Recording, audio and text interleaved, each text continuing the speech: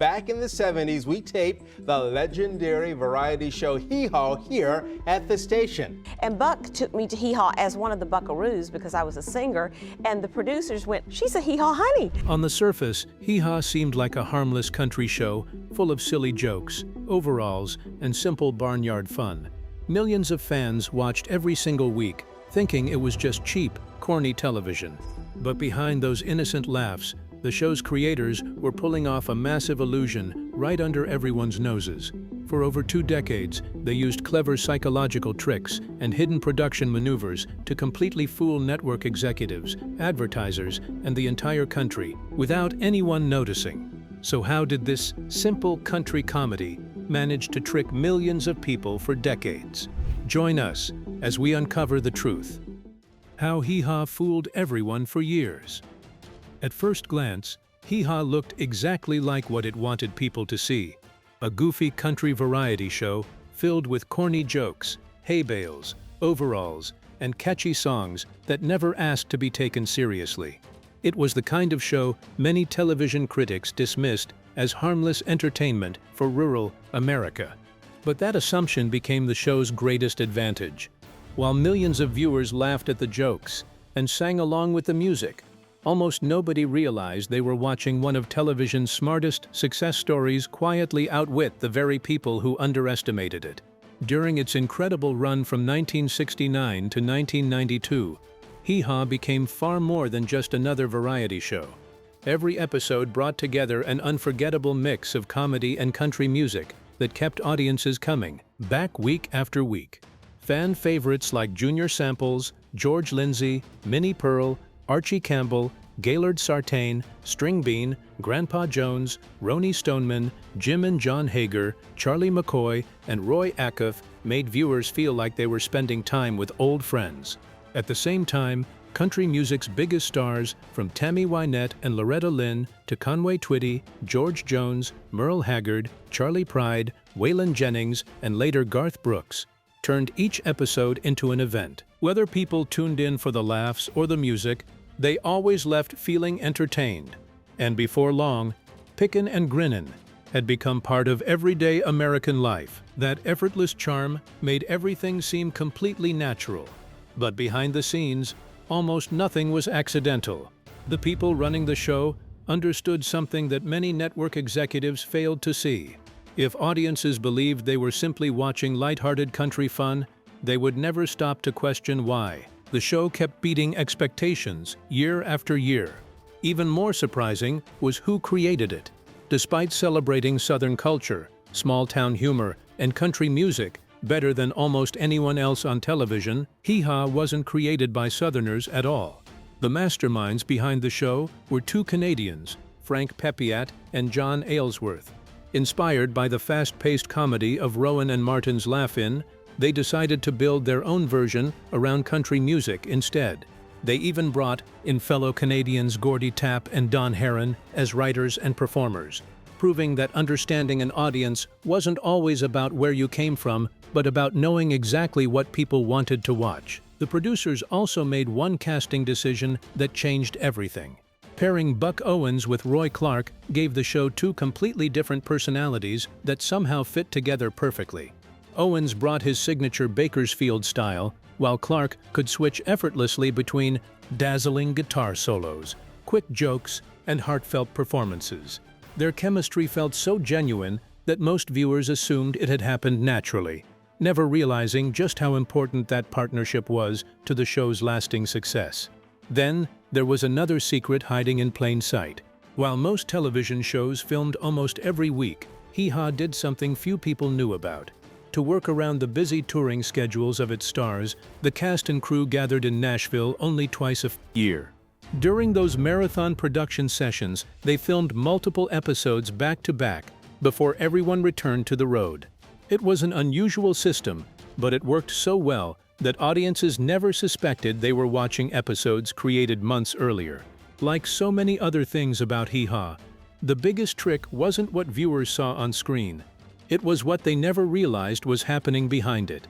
And as the show's popularity spilled far beyond the television screen, the producers were about to face a shock that should have ended their country empire for good. Keep watching to find out how a devastating network cancellation actually turned Hee Haw into an even bigger television force. The cancellation that made Hee Haw even bigger. One of the clearest signs that Hee Haw had become more than just a television show came when it made the jump to comic books. Back then, getting your own comic book was almost a badge of honor, and Hee Haw was no exception. Between 1970 and 1971, Carlton Comics published a short series based on the show. It only lasted 7 issues and never became a prized collector's item, but that wasn't really the point. The comics gave fans another way to enjoy the characters they had grown to love, using exaggerated artwork and visual gags that television simply couldn't pull off. Even outside the small screen, the show's quirky humor was finding new ways to keep audiences entertained. It was another reminder that Hee Haw had quietly become a much bigger brand than many people realized. What happened next, however, was something that should have ended the show completely. In 1971, CBS abruptly canceled Hee Haw after just 2 seasons. At first glance, it looked like the network had made up its mind. The series became one of the biggest casualties of television's infamous rural purge, a sweeping decision that wiped out several hugely popular country-themed programs, including Green Acres, Mayberry RFD, and the Beverly Hillbillies. Network executives believed audiences wanted more sophisticated programming that appealed to viewers in cities like New York and Los Angeles. To them, country humor had become outdated, and Hee Haw no longer fit the future they envisioned. It sounded like the final chapter, but in one of the biggest twists in television history, the show refused to disappear. Instead of fading away, Hee Haw pulled off the move that nobody saw coming. Rather than relying on a single television network, the producers took the show into first-run syndication. Beginning on September 18, 1971, stations all across America picked it up independently, and suddenly the program had a second life that turned out to be even more successful than the first. The timing couldn't have been better.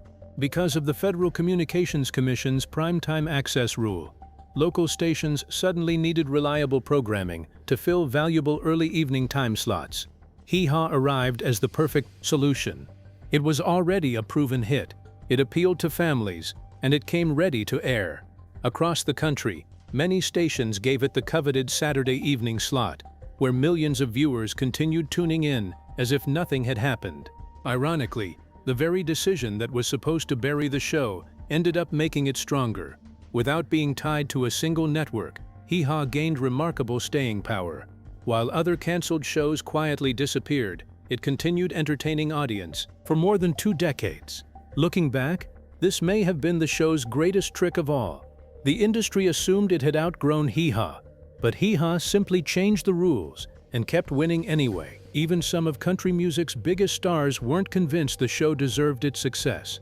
But I knew how to use him musically and in certain parts. He was a good setup man.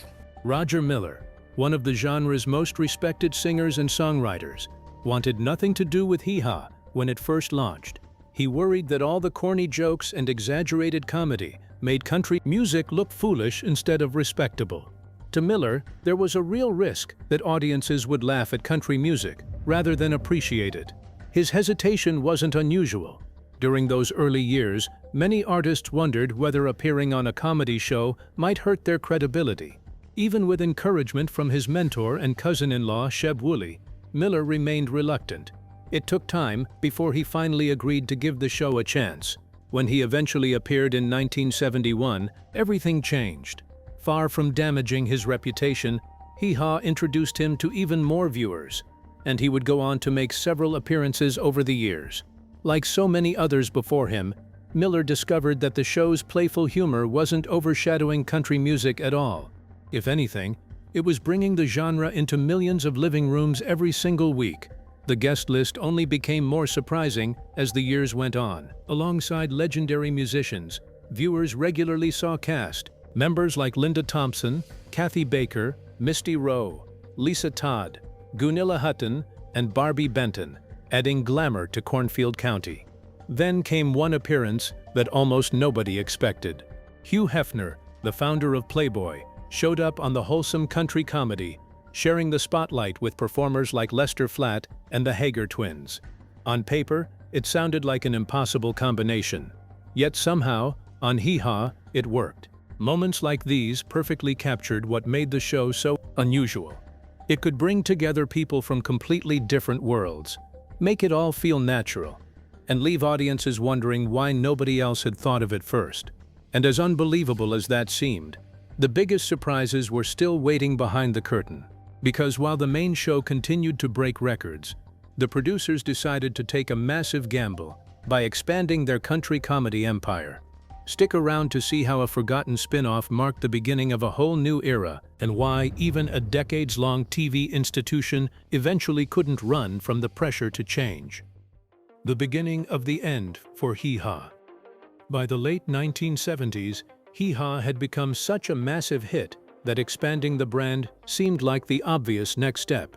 If one show could attract millions of viewers every week, why not create another? That thinking led to Hee Haw Honeys, a spin-off that premiered in 1978 with familiar faces like Misty Rowe, Gaylord Sartain, Lulu Roman, and Kenny Price, alongside a young actress named Kathy Lee Johnson, who the world would later know as Kathy Lee Gifford. Set around a family-owned country nightclub in Nashville, the series borrowed the same blend of music, comedy, and homespun charm that made the original famous. On paper, it sounded like another guaranteed success. In reality, it proved that lightning doesn't always strike twice.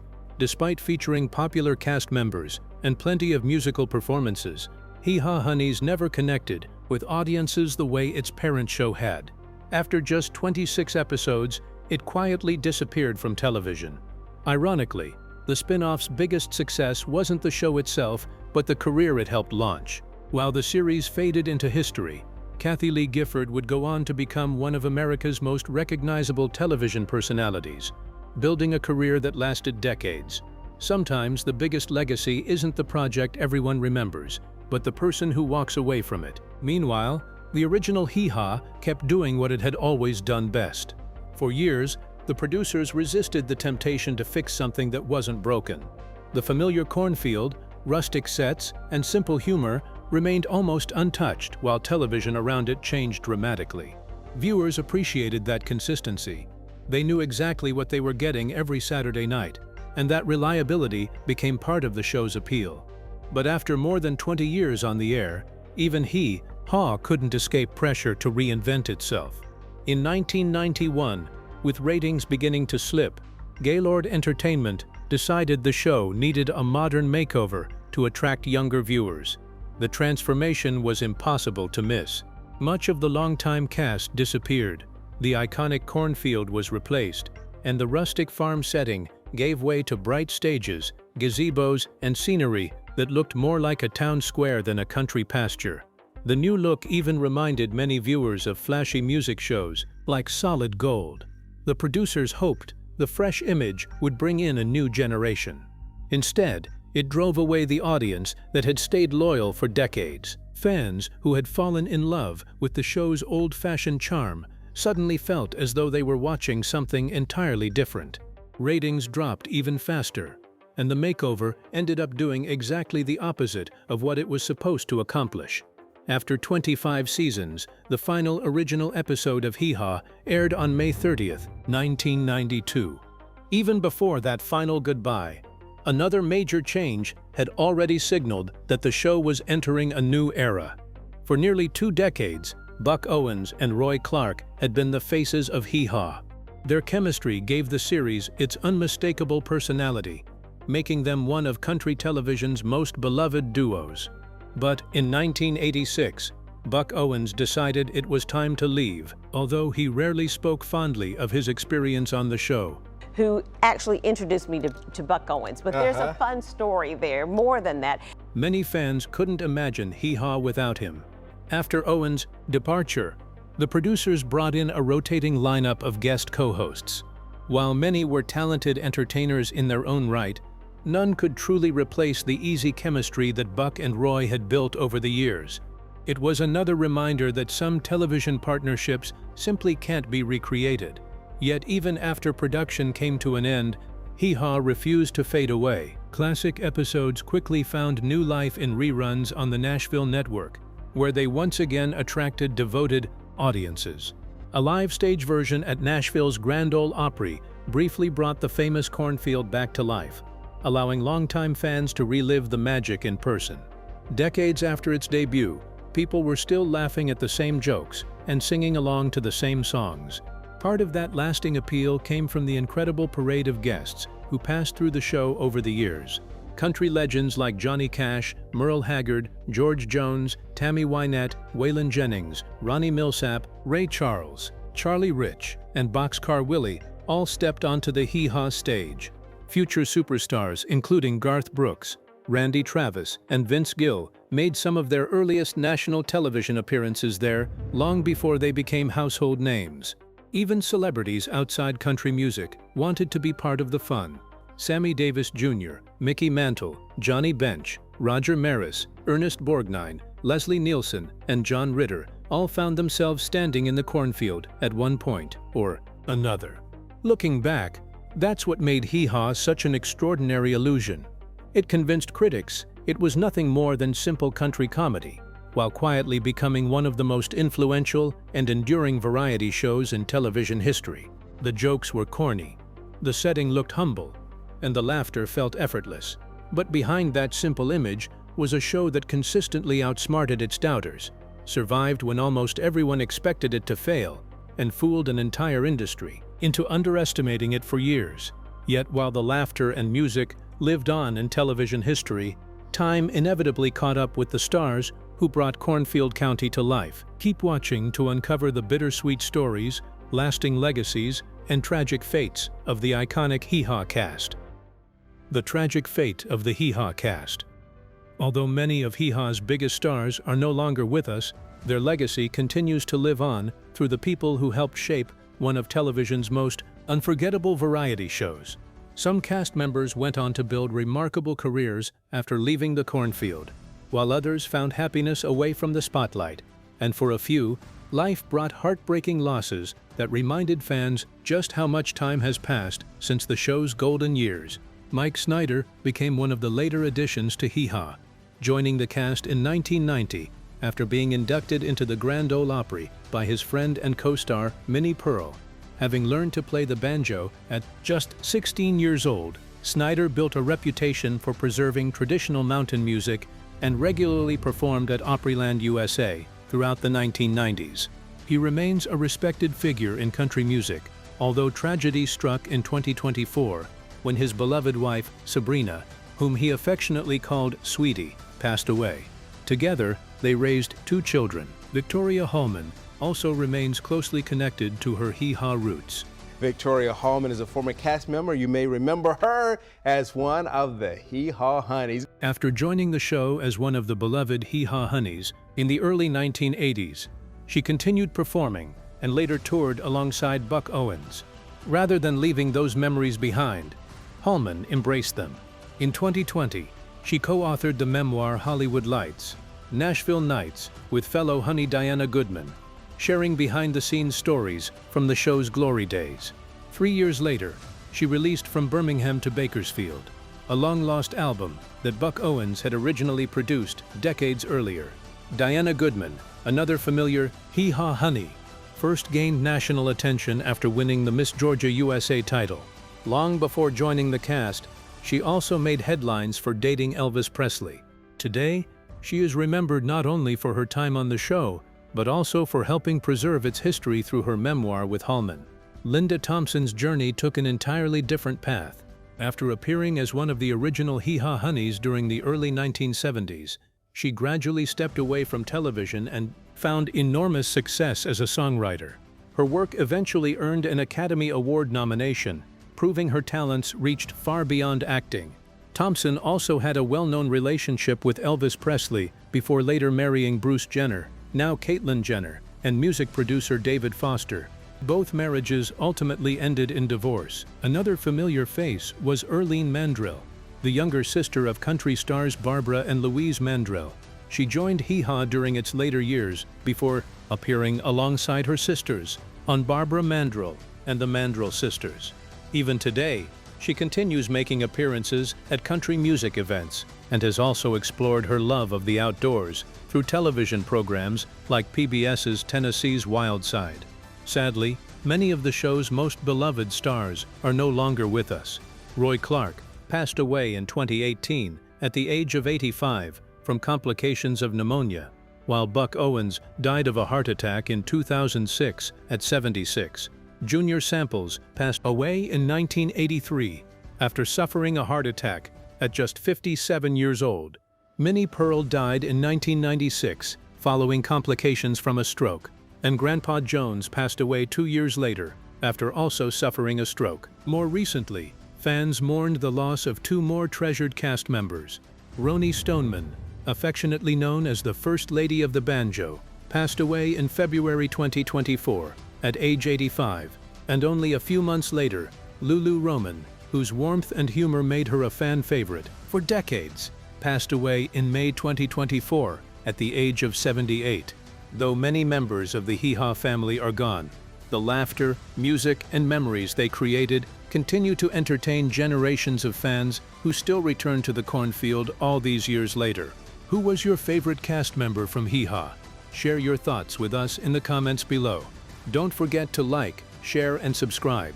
Also, click the next video shown on your screen. You will enjoy it.